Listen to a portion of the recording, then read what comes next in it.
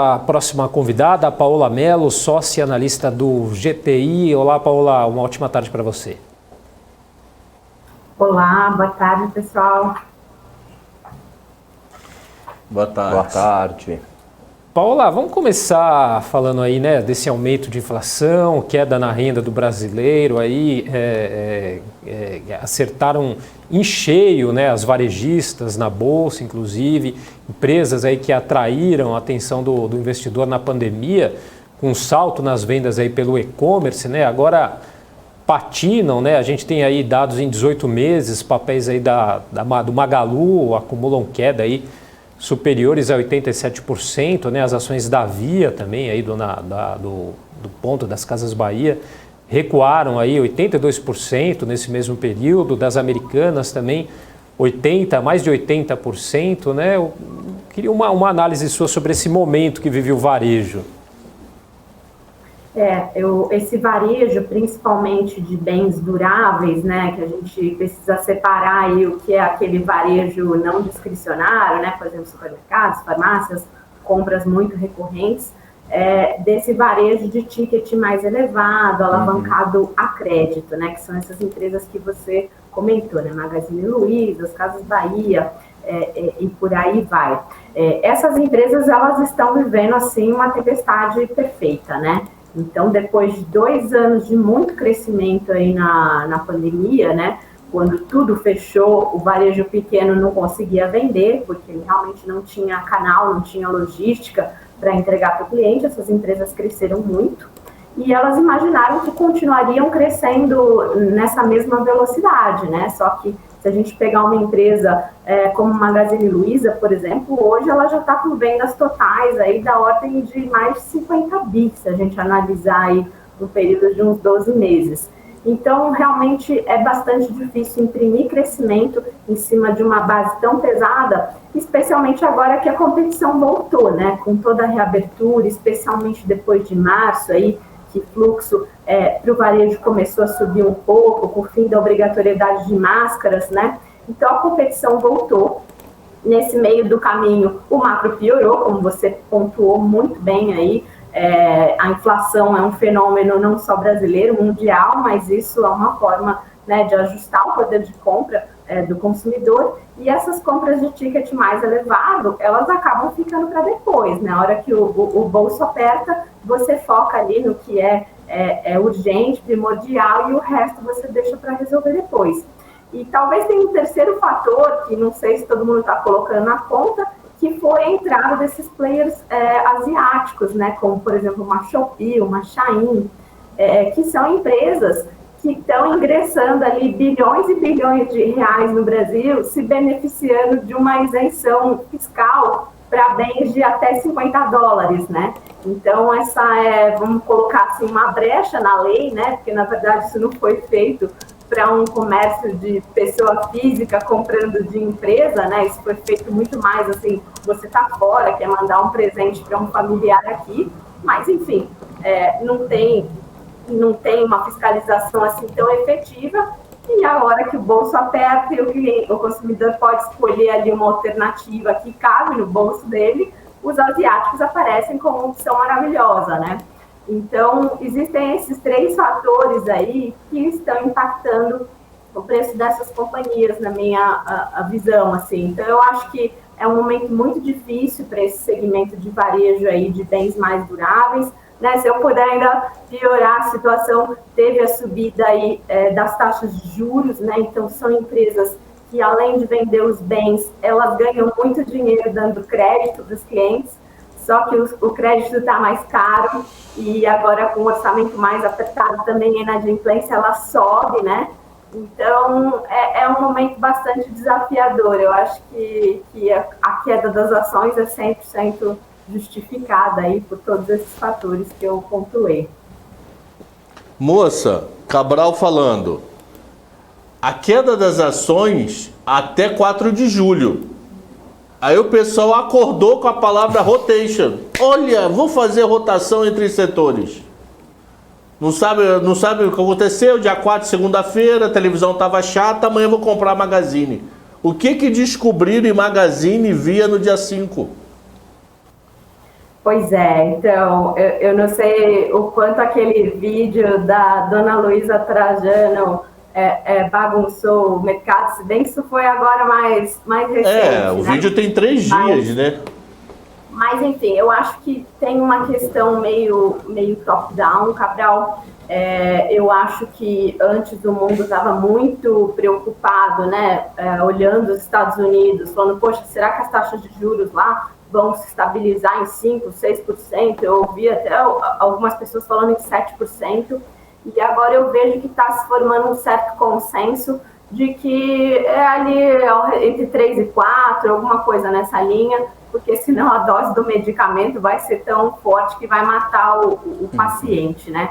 Então, acho que o mundo de ações em geral precisa saber aonde os Estados Unidos se acomoda para daí começar a olhar as demais peças no tabuleiro, né? E o Brasil não é diferente disso, né?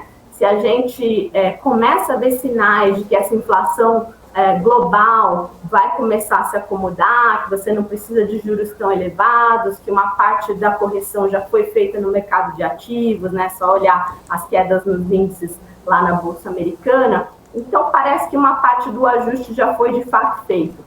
Com uma inflação um pouquinho menor, né? Poxa, será que o preço das commodities não vai estar tão elevado? Será que não é momento da gente começar a olhar de novo para ações domésticas, né? E aí, quando a gente olha dentro do Brasil, tem muitas ações muito baratas, né? Aí é questão só de gosto, né? De estilo de cada um, de escolher as suas apostas, né? Então, alguns meses atrás a gente discutiu essa rotação para commodities e eu acho que agora vai ficar cada vez mais em voga essa rotação de volta para ações de consumo doméstico, Cabral. Fechou. Legal. Paola, prazer falar contigo, Alan Gani aqui. Vamos mudar de setor. Eu vou agora para educação. Cabral não sei se ele tem essa mesma percepção que eu estou tendo, de uma grande resistência com cursos online agora. Todo mundo querendo muito o presencial. Não sei se você concorda, Cabral. Na verdade, acho que está mesclado. O povo mais velho querendo online e o povo mais novo querendo presencial. O presencial. Eu fico com eu tô com essa dificuldade de leitura nesse mundo aí pós-pandemia e agora com inflação elevada também, né, com deterioração da renda e tudo mais. Como é que está o setor de educação? Porque o online era uma grande saída, dado que o custo era baixo, né, bem menor, e você tinha aí uma escalabilidade enorme, possibilidade de receitas aí pelo Brasil todo. E agora, será que tem essa volta aí para o presencial? Isso traz aumento de custos para o setor? Como é que você está vendo o setor, Paula?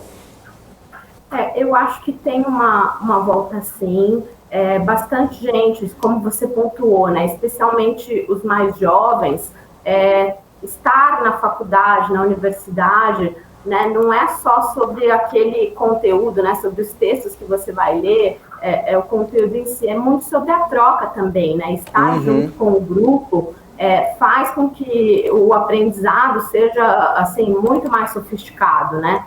E aí, especialmente cursos assim que exigem laboratórios, que exigem discussões, cursos da área de saúde. Então, muita gente esperou, né, esse período aí de um pouco mais de 2 anos e agora estão voltando. Se isso de fato acontecer, Alan, vai ser muito bom para as empresas de educação superior listadas na Bolsa, né? Tá. Porque esses são tickets, em média, 3 vezes superiores aos tickets que a gente observa no online, né? Então, teria uma melhora não só de ticket, mas também de mix. E essas empresas ajustaram muito a estrutura delas para reduzir custos, né? Então, se a gente tiver receitas adicionais com a mesma estrutura de custos, a gente vai capturar o que a gente chama, né, no jargão do mercado financeiro, que é a tal da alavancagem operacional, né? A receita, vamos dizer, cresce 10%, o lucro cresce mais que isso, cresce 20%, cresce 30% ao ano. Então, vai ser muito bom. Só que a gente não vai ver isso ainda agora, né? Porque esse é um setor de ciclo muito longo e os trimestres pares, eles são meio chatos nesse setor, porque não acontece nada, né? Que só tem captação, que é o vestibular, né? No primeiro e no terceiro trimestre. Então, esses resultados que a gente vai começar a ver aí agora no mês de agosto, provavelmente não vão mostrar isso ainda. O que talvez a gente pode ter é ficar de olho nos conference calls e ver se o management dessas empresas vai dar alguma dica de como está indo a captação agora de meio de ano, né? Mas números em si eu acho que a gente não deve ter. A gente vai saber isso aí lá para novembro, que é quando o terceiro trimestre for ser reportado, Alan. Ô Paola, quem recupera primeiro, educação ou varejo? Varejo, com certeza. Recuperação no varejo já é uma realidade, assim, a gente vê aí mês após mês, né? Até para os mais pessimistas, que às vezes falam, não, o número está grande por causa da inflação. Não, pode tirar a inflação, né? Uhum. Os números em termos reais, eles estão mostrando recuperação, né? Se a gente pegar esse último dado da Cielo, que é um bom número para antecipar o que vai vir no IBGE futuro, né? Eles já mostram ali um crescimento aí da ordem de 5%, 6% real, puxado assim por serviços como turismo, né, bares e restaurantes, mostrando que as pessoas estão doidas para sair de casa, né, retomar suas rotinas dentro da maior normalidade possível, né? Então a gente vê que esse fluxo aí está em toda parte, nas lojas, nos shoppings, nos cinemas, voltando a ter aí grandes filmes, né? Então acho que o varejo não é que vai ser, não, já está acontecendo. Maravilha. E só para concluir na questão de educação aí, Paola, então é momento, não é momento para comprar os papéis de educação? Eu acho que está muito barato, só que a gente não precisa correr tanto para essas ações, porque elas vão continuar baratas por um tempo, porque a gente não tem muito trigger, né? Como eu falei, esses trimestres pares, eles são meio sem eventos, né? A gente vai ter a mesma receita que tinha no primeiro trimestre, um pouquinho menor, porque sempre tem alguma evasão de alunos que desistiram dos cursos no meio do caminho. Então, vai ser um trimestre meio sem graça.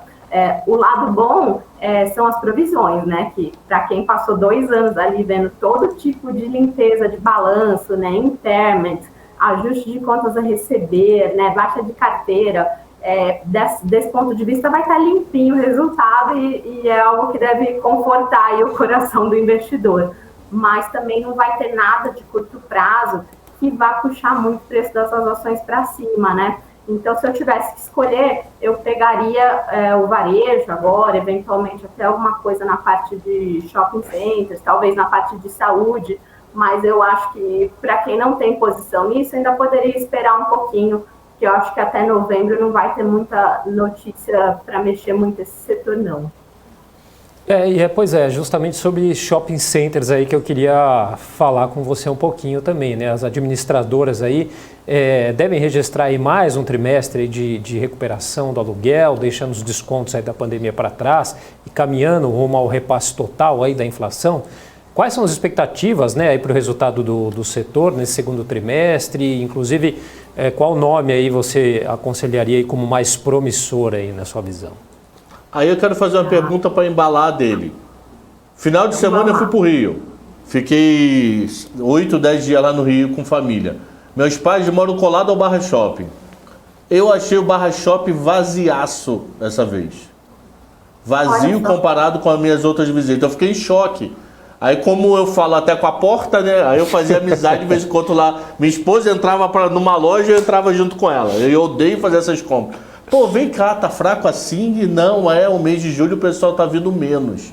Não sei se é por causa de férias, não sei. O tempo tava bom o tempo inteiro, então nem a desculpa de sol, chuva. Não dava praia, mas não tava chovendo. Tava aquele lusco-fusco. Mas as vendedoras em todas as lojas falando que aquele mês de julho tava pior. Não sei se é sazonal ou se o negócio é ruim. Se a gente combinar com essa informação, com esses dados que a gente viu na Cielo, né, que o que mais puxou a receita em junho, né, foi turismo, poderia estar vinculado a esse orçamento que foi alocado para viajar, né, e não para ir gastar no shopping. Então, vamos monitorar isso aí. Mas o que a gente tem de informação até junho sobre shopping centers, inclusive até a Iguatemi já antecipou ali a prévia operacional deles, a gente está vendo vendas de lojistas crescendo aí algo como 30% ano contra ano, né? Então, aí dependendo de qual for a inflação de cada um dos setores, sei lá, a gente está falando já de um número de um dígito alto de crescimento em termos reais. Em termos de vendas, a gente já está com volumes de vendas superiores ao pré-pandemia, né? Então, para as administradoras de shopping centers, esse é um cenário ideal, né? Porque a hora que eles calculam o custo de ocupação, que é basicamente o quanto o lojista paga de aluguel, mais taxas condominiais, fundo de promoção, todas aquelas taxas que eles têm que pagar para o shopping, todas essas despesas dividido pelo valor de vendas que eles estão tendo, né, o faturamento desse lojista, a gente está vendo o custo de ocupação caindo. E toda vez que o custo de ocupação cai, o dono do shopping center bate na porta do lojista e fala, então, vamos renegociar esse aluguel. E como eles deram muita colher de chá para os lojistas, e com razão, né, porque o período da pandemia foi dificílimo, com muitas restrições de funcionamento, agora eles estão falando assim, lembra daquele desconto que eu te dei lá atrás? Então, a gente vai tirar esse desconto. Então, a gente vai ver agora um crescimento de receita líquida, provavelmente muito maior do que o de receita bruta. Então, se esse número de vendas já foi legal, eu estou imaginando que a receita vai ser maior ainda, porque a gente vai ter uma remoção ali, ou pelo menos uma redução das deduções. Então, é um momento bem legal para comprar esse tipo de ações. Outro indicador que eu gosto muito de olhar nesse segmento é o que está acontecendo no mercado privado, né? O que eu chamo de mercado privado?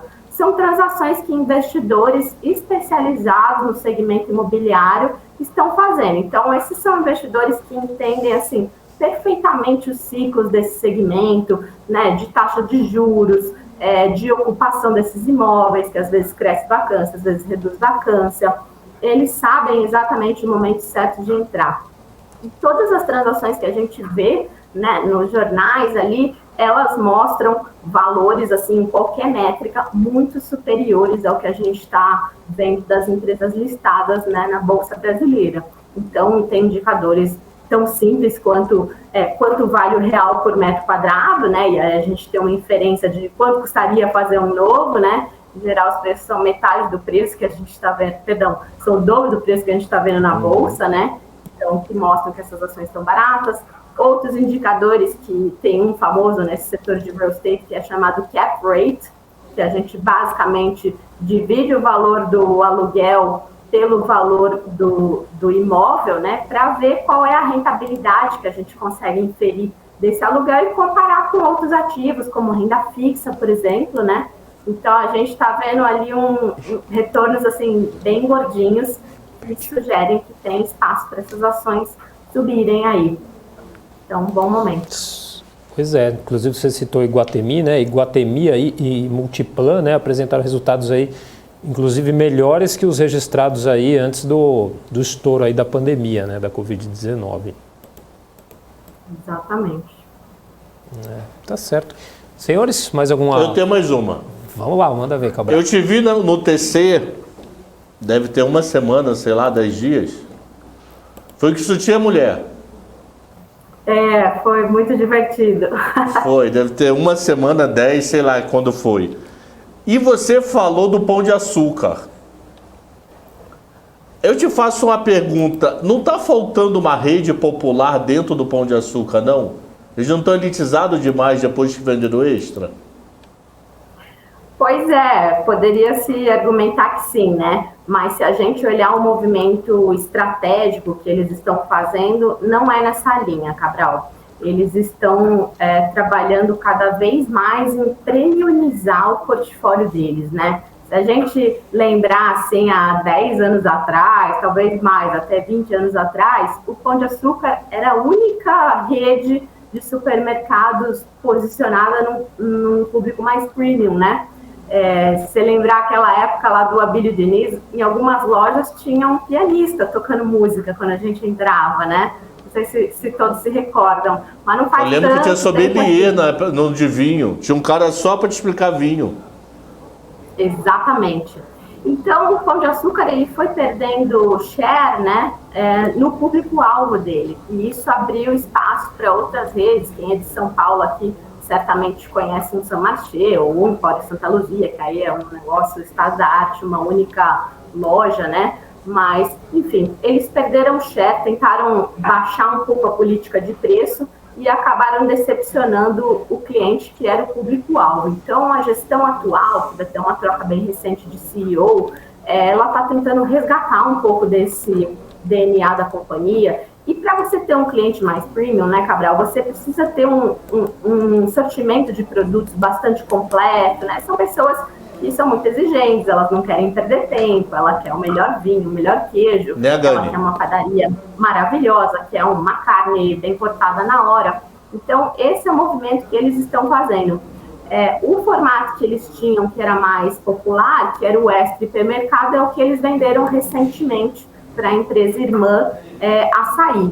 Então, me surpreenderia muito vê-los assim, botando muitas fichas num segmento mais popular, especialmente nesse momento assim que a inflação está batendo, e a gente sabe, né, que quando a inflação sobe, quem mais sofre são as classes mais baixas, infelizmente, né? Então, eu acho que esse não é um movimento que a gente vai ver do Pão de Açúcar aí no Então, eles vão prazo. voltar o foco antigo, então. Exatamente. Então tem que comprar o Mambo e o Marché aqui em São Paulo. Poderia ser, por que não? Aí ele fecha a cidade, acabou.